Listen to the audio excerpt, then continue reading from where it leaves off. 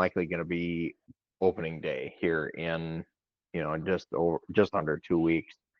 And I have been thinking about this pretty much all day since the break of how am I gonna handle this and make sure this doesn't become a pattern or a habit this season. And it's going to be a controlled hunt, me, maybe one other guy, probably one other guy. That way, the first few birds that come in, I'm not even going to take my gun out of the case until, probably until he shoots his 3 wood ducks, and then I'll pull mine out to shoot, mine, because that's pretty much all we shoot on opening day around here anyway is wood ducks. But, putting her in that more of a controlled situation,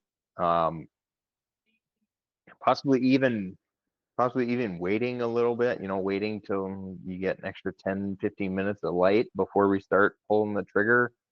If we feel like there's enough birds around where we can do that, I think that would be a little more helpful for her, so that way she can see everything and there's not this flash or shadow that she's getting surprised by or anything. And also so I can see everything as a handler to be able to handle her, properly, to make sure that we don't get any more breaks out of her. But, and then the other thing that I do a lot of is if it's me and another guy or me and myself, my shot call will be the word sit.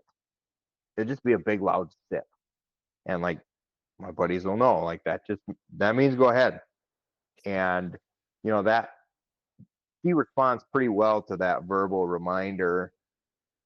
So that's something that we're probably going to implement pretty frequently here in the next couple of hunts that we do to help reinforce.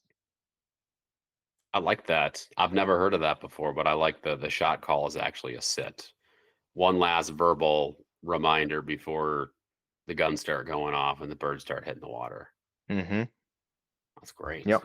Yeah, Ooh. sit. And I actually went on a hunt last year with just me and her, and I only ever put one shell in the gun. Just that way I wasn't tempted to just keep pulling the trigger, and we can make sure we get nice controlled retrieves. It made me take better shots where I was dropping birds right in the decoys instead of sailing or taking pokes and prayers, and just very controlled. I mean, that's the goal with a dog that's kind of riding the edge, and that's where I consider Nala is riding the edges. We want to break down the hunt and get as much control as possible. Okay, it's good. I like that. You have a great feel of where your dog is at, what they need, and who they are, right? How to poke them and prod them, pull them back, push them forward, give them a little bit more gas, or hit the brakes on them, tell them to slow it down a little bit. If I'm ever the shot caller, I'm gonna steal the sit thing. So that's great.